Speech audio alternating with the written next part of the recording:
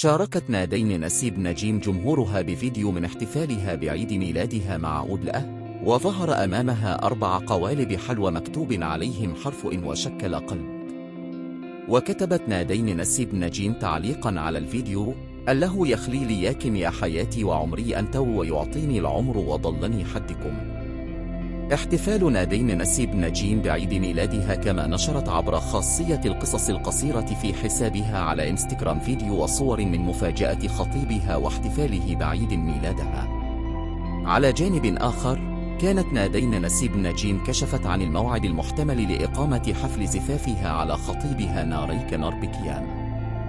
احتفال نادين نسيب نجيم بعيد ميلادها مع خطيبها. وقالت نادين نجيم في تصريحات للإعلامي صبحي عطري خلال حضورها حفل توزيع جوائز جوي الأورد في السعودية: ما حددنا الموعد، لكن بعرف أنها قربت وأكيد في الصيف.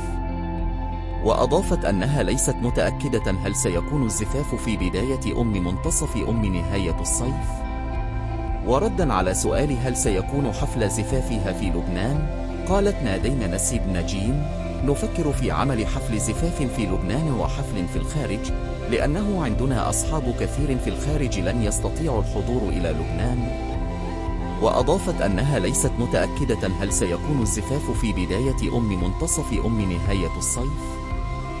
احتفال نادين نسيب نجيم بعيد ميلادها مع خطيبها. ورداً على سؤال هل سيكون حفل زفافها في لبنان، قالت نادين نسيب نجيم: نفكر في عمل حفل زفاف في لبنان وحفل في الخارج، لأنه عندنا أصحاب كثير في الخارج لن يستطيعوا الحضور إلى لبنان. تبدأ أحداث المسلسل مع شخصية للنقيب سمن التي قدمتها نادين بعد مرور 4 سنوات من أحداث الجزء الأول الذي عرض في رمضان 2021، وشارك في بطولته قصي خولي.